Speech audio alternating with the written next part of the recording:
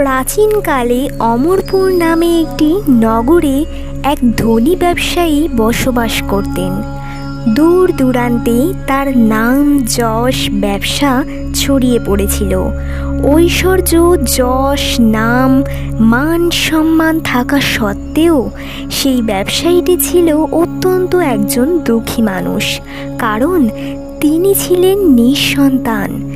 সারাদিন রাত ধরে এই একটি বিষয় নিয়ে চিন্তা করতেন যে তার এই বিপুল ঐশ্বর্য, ধন সম্পদ, তার মৃত্যুর পর এই সবের দেখভাল কে করবে, কার কাছে এই দায়িত্ব দিয়ে যাবে।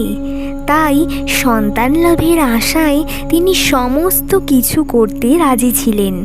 তারপর তিনি একদিন কারোর কাছ থেকে জানতে পারলেন যে শ্রাবণ মাসের সোমবার দিনে